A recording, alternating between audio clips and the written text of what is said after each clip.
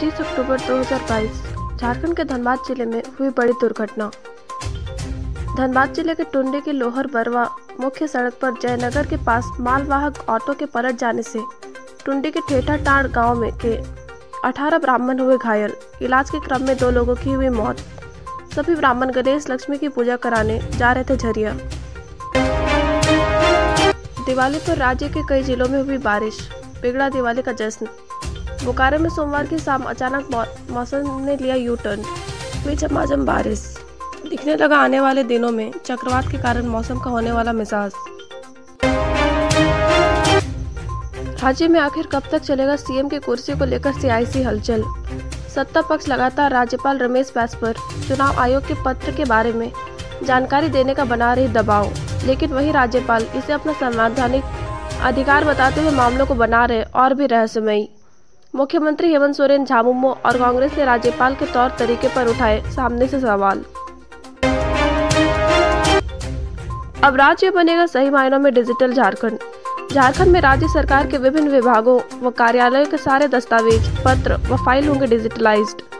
मुख्यमंत्री हेमंत सोरेन के निर्देश पर सूचना तकनीकी एवं ई गवर्नेंस विभाग ने शुरू की इसकी तैयारी।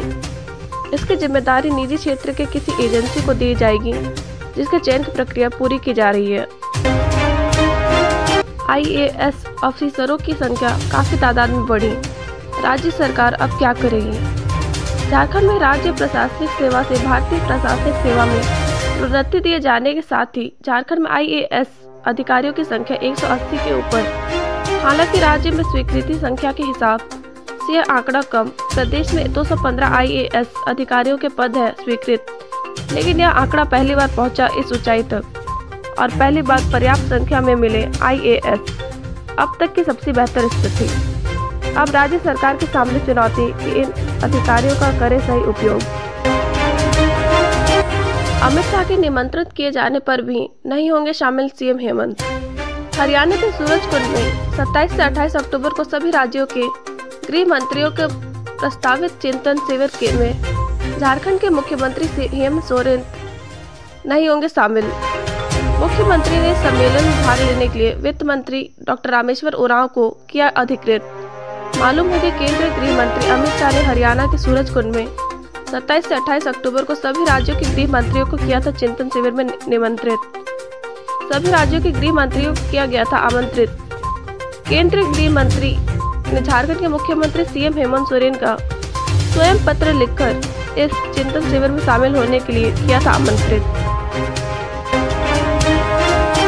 झारखंड में दिवाली के मौके पर लोगों को मिली बड़ी सौगात। राज्य में शुरू की गई नई ट्रेन।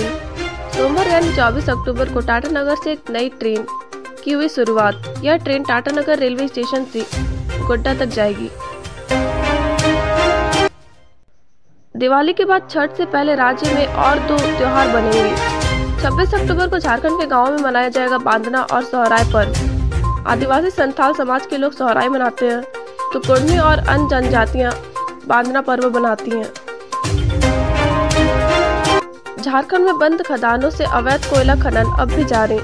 इसमें अब तक कई लोगों की हुई मौत। केंद्र सरकार भी मानती है कि कोयले का अवैध कारोबार हो रहा, लेकिन उसकी नज़र में इसकी मात्रा काफी कम, क्योंकि सरकारी आंकड़ों या रिपोर्ट में इसे दिखाया ही नहीं जाता। 2021 से 22 में कोल इंडिया की कंपनियों में अवैध खनन से संबंधित मात्र 11 मामले दर्ज, जिसमें 5 मामले सीसीएल के, वही 3 मामले झारखंड में खनन करने वाली कोयला कंपनियों के संबंधित।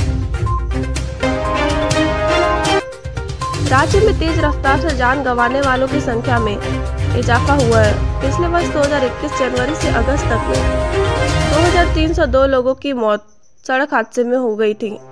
इस वर्ष 2022 में 2569 लोगों की हुई मौत, जो कि पिछले वर्ष की तुलना में 290% ज्यादा। ऋण वसूली अधिकरण झारखंड में कर्ज के वर्षों पुराने मामले सुलझे। इस साल अगस्त तक एनपीए अकाउंट से 103.26 करोड़ रुपए की हुई वसूली। इसके तहत झारखंड की कई बड़ी कंपनियों से कर्ज वसूली के मामले आपसी समझौते से भी सुलझाए। यह टीआरटी झारखंड के गठन के बाद सबसे अधिक और पूर्वी भारत में अब तक का रिकॉर्ड।